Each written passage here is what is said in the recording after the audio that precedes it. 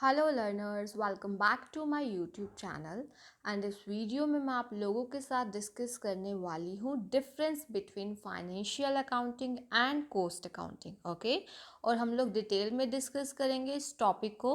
इससे पहले मैंने आप लोगों के साथ कॉस्ट अकाउंटिंग का इंट्रोडक्शन डिस्कस किया था और हमें नीड क्यों पड़ी कॉस्ट अकाउंटिंग की। ठीक है, तो इससे पहले वाला अगर आपने वीडियो नहीं देखा है तो आपको ज़रूर देखना चाहिए, बिकॉज वो आप लोगों के लिए काफ़ी ज़्यादा यूज़फुल होगा।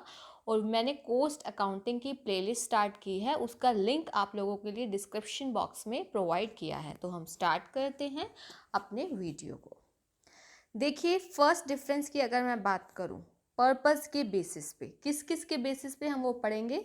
देखो, अगर हम पर्पस की बात करें तो जो फाइनेंशियल अकाउंटिंग है उसका मेन पर्पस है कि हमें अपने बिजनेस का कितना प्रॉफिट या फिर लॉस है, या फाइनेंशियल पोजीशन जो है, जो कि बैलेंस शीट से पता चलती है, वो किसको चाहिए होती है। ऑफ कोर्स ऑनर्स को और आउटसाइड पार्टीज जैसे कि क्रेडिटर्स, बैंकर्स, टैक्स अथॉरिटीज़। ये मेन मोटिव यही है फाइनेंशियल अकाउंट प्रिपेयर करने का। अगर मैं बात करूँ कॉस्ट अकाउंटिंग की, तो कॉस्ट अकाउंटिंग इसमें क्या होता है, इसका मेन पर्पस यही है कि कॉस्ट से रिलेटेड डिटेल्ड इंफॉर्मेशन देना मैनेजमेंट को, इंटरनल यूजर्स, जो कि मैनेजमेंट क्या है, इंटरनल यूजर्स। क्यों देना? For proper planning, operation, control and decision making. उनकी प्रॉपर प्लानिंग के लिए, कंट्रोल के लिए, डिसीजन मेकिंग के लिए। ओके, अब नेक्स्ट बेसिस है हमारा डिफरेंस का रिकॉर्डिंग।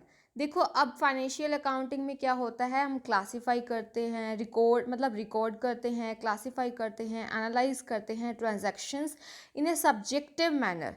मतलब कि हम नेचर ऑफ एक्सपेंसेस के बेसिस पे, तो इसको हम लोग क्या बोलते हैं, प्राइमरी क्लासिफिकेशन। जबकि जो ट्रांजैक्शंस जो हैं हम कॉस्ट अकाउंटिंग में रिकॉर्ड करते हैं ऑब्जेक्टिव मैनर में, यानी कि इसका मतलब कि according to the purpose for which cost are incurred, उसके बेसिस पे। ठीक है, यहाँ पे तो जो हो गया, देखो अब जो भी ट्रांजेक्शन्स हो गई हैं आप लोगों की, उसको सब्जेक्टिव बेसिस पे आप सीधा रिकॉर्ड कर देते हैं। यहाँ पे हम जो है पर्पस के बेसिस पे करते हैं। ओके, नेक्स्ट है कंट्रोल। अगर हम बात करें तो फाइनेंशियल अकाउंटिंग में जो आपका ग्रेटर कंट्रोल है ज़्यादातर कैश मूवमेंट पे होता है, यानी कि कैश का कितना रिसिप्ट्स हो रहा है, कितनी पेमेंट हो रही है। जबकि अगर मैं कॉस्ट अकाउंटिंग की बात करूँ तो ग्रेटर कंट्रोल किस पे किया जाता है, मटेरियल, लेबर, क्योंकि ये एलिमेंट्स है ना हमारे कॉस्ट के, मटेरियल, लेबर, ओवरहेड्स। ठीक है, और इन एलिमेंट्स की वेस्टेज को मिनिमाइज किया जाता है ताकि हम कॉस्ट ऑफ प्रोडक्शन को अंडर कंट्रोल कर सके। ठीक है, नेक्स्ट जो डिफरेंस है that is periodicity of reporting. ठीक है, कि कब रिपोर्टिंग, कब इनके बारे में डिटेल इन्फॉर्मेशन दी जाती है। तो जो फाइनेंशियल अकाउंट्स है आर प्रिपेयर्ड जनरली, अगर मैं जनरली बात करूँ तो eight the end of the year. ठीक है, लेकिन कॉस्ट अकाउंटिंग में हमें कॉन्टीन्यूअस कॉस्ट डाटा चाहिए होता है, रिलेटेड इन्फॉर्मेशन चाहिए होती है मैनेजमेंट को काफ़ी सारे पर्पज़ के लिए। तो ये डेली, वीकली, मंथली, किसी भी टाइप से हो सकता है। ठीक है, अब इसमें है इंफॉर्मेशन। अगर मैं बात करूँ जनरली फाइनेंशियल अकाउंटिंग में जो इन्फॉर्मेशन दी जाती है that is on in monetary terms. ठीक है, मनी की फॉर्म में। इसमें monetary as well as non monetary, यानी कि यूनिट्स की यूनिट पर कॉस्ट भी निकाल लेते हैं हम। ठीक है, पर यूनिट कॉस्ट कितना आया है ना, ये निकालते हैं। जॉब्स के पर पैसेंजर किलोमीटर, ये काफ़ी सारी चीज़ें हम डिटेल में डिस्कस करेंगे आगे। नेक्स्ट है फिक्सिंग ऑफ सेलिंग प्राइस। अगर मैं बात करूँ फाइनेंशियल अकाउंटिंग की, तो यहाँ पे हमारा मेन मोटिव, यहाँ पे ये नहीं होता कि हमने सेलिंग प्राइस को फिक्स करना है। यहाँ पे हाँ, ये हमारी हेल्प ज़रूर करता है, these can help to fix the selling price at the end of accounting period. लेकिन देखो, कॉस्ट अकाउंटिंग में हमें कॉस्ट पता चलती है, और कॉस्ट आगे उसमें कुछ प्रॉफिट मार्जिन या जैसे भी ऐड करके हमारा सेलिंग प्राइस निकलता है। तो कॉस्ट अकाउंट्स जो हैं वो हमें सफिशिएंट इंफॉर्मेशन प्रोवाइड करते हैं before and after the production of goods और services and under various market conditions. तो ये हमें बहुत सारी इंफॉर्मेशन प्रोवाइड करते हैं। ठीक है, उसके बाद देखिए रिपोर्टिंग ऑफ कॉस्ट। अब यहाँ पे क्या है, रिपोर्टिंग ऑफ कॉस्ट, अगर कॉस्ट एलिमेंट की बात करें तो फाइनेंशियल अकाउंटिंग में जो कॉस्ट ऑफ प्रोडक्शन है वो एग्रीगेट में हम दिखा देते हैं ओवरऑल, ठीक है, और वो भी eight the end of production. यहाँ पे कॉस्ट अकाउंटिंग है ही बेसिकली कॉस्ट के लिए, तो यहाँ पे जो है कॉस्ट ऑफ प्रोडक्शन वो रिपोर्ट की जाती है per unit as well as for each job. जैसे आप आगे पढ़ेंगे जॉब कॉस्टिंग होती है या प्रोसेस कॉस्टिंग, अलग अलग मेथड्स हैं, ठीक है, बैच और service according to the component of the cost, ठीक है।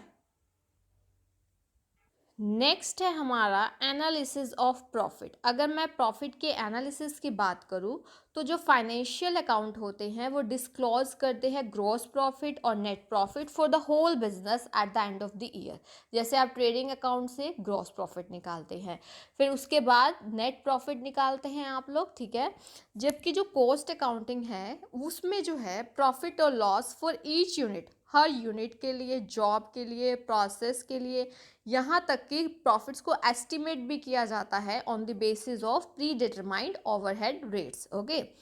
अगर हम बात करें फिगर्स की तो फाइनेंशियल अकाउंट्स जो हैं वो डील करते हैं एक्चुअल फिगर से, जो एक्चुअल में डाटा हुआ है उसी के बेसिस पे, और रिकॉर्डिंग कब की जाती है उनकी, after the transaction takes place, जब ट्रांजैक्शंस हो जाती हैं उसके बाद उनकी रिकॉर्डिंग की जाती है। और जबकि जो हमारा कॉस्ट अकाउंट है वो डील करता है partly with actual facts and partly with estimate, क्योंकि इसमें एस्टिमेशन भी किया जाता है।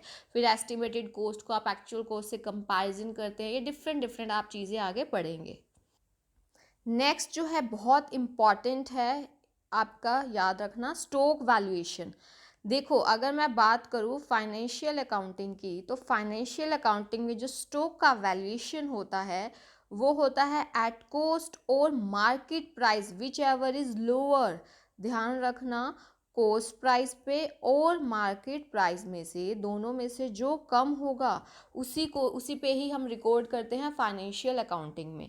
और अगर मैं बात करूँ कॉस्ट अकाउंटिंग की तो जो कॉस्ट अकाउंटिंग होता है उसमें क्या किया जाता है, कॉस्ट अकाउंट में स्टॉक को वैल्यू किया जाता है एट कॉस्ट, ठीक है। ये दोनों में मेन डिफरेंस है और आप लोगों को बहुत अच्छे से ध्यान रखना है।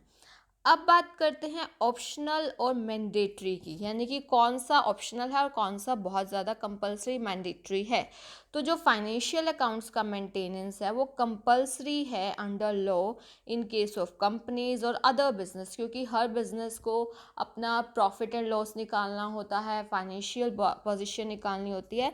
तो जो आपका फाइनेंशियल अकाउंट्स है उसका मेंटेनेंस तो है कंपलसरी। और अगर मैं बात करूँ कॉस्ट अकाउंटिंग की तो उनके कॉस्ट अकाउंट्स की अगर हम बात करें तो जो मेंटेनेंस है कॉस्ट अकाउंट्स का वो वॉलेंटरी है। लेकिन देखो वैसे तो वॉलेंटरी है लेकिन कुछ इंडस्ट्रीज़ के लिए ये कंपलसरी है, जहाँ पे कंपनीज एक्ट ने has made it obligatory to keep cost records, ठीक है। क्या है कि कुछ कॉस्ट अकाउंटिंग वैसे तो वॉलेंटरी है बट कुछ इंडस्ट्रीज़ में कंपलसरी है कॉस्ट अकाउंटिंग, जो कि कंपनीज एक्ट ने इनके लिए ऑब्लिगेटरी किया है, ओके।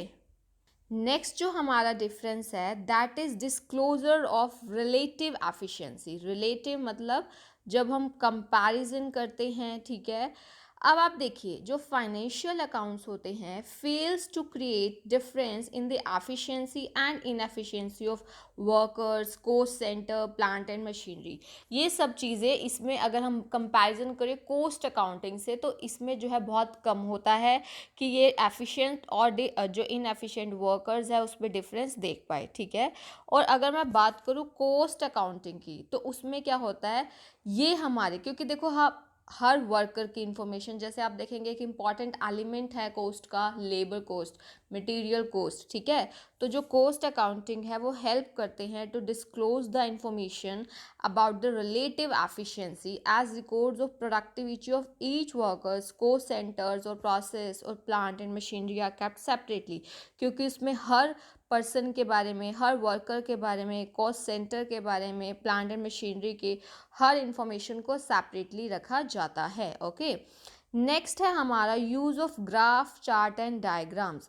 जनरली अगर हम फाइनेंशियल अकाउंट्स की बात करें तो यहाँ पे जो है इंफॉर्मेशन को प्रेजेंट करने के लिए, जो आपके पास फाइनेंशियल इंफॉर्मेशन आ गई है उसको प्रेजेंट करने के लिए चार्ट, ग्राफ, डायग्राम एट्सेट्रा का यूज़ नहीं किया जाता है। बट कोस्ट अकाउंटिंग में जो है फ्रिक्वेंट यूज़ किया जाता है ग्राफ, चार्ट, डायग्राम का, क्योंकि वो हमारे जो इंटरनल रिपोर्टिंग है, इंफॉर्मेशन कम्युनिकेशन जो कि मैनेजमेंट को डिसीजन मेकिंग में हेल्प करता है, उसके लिए ये काफ़ी ज़्यादा यूज़फुल है। ठीक है, तो ये जो डिफरेंस है ये आप लोगों ने ध्यान रखने हैं।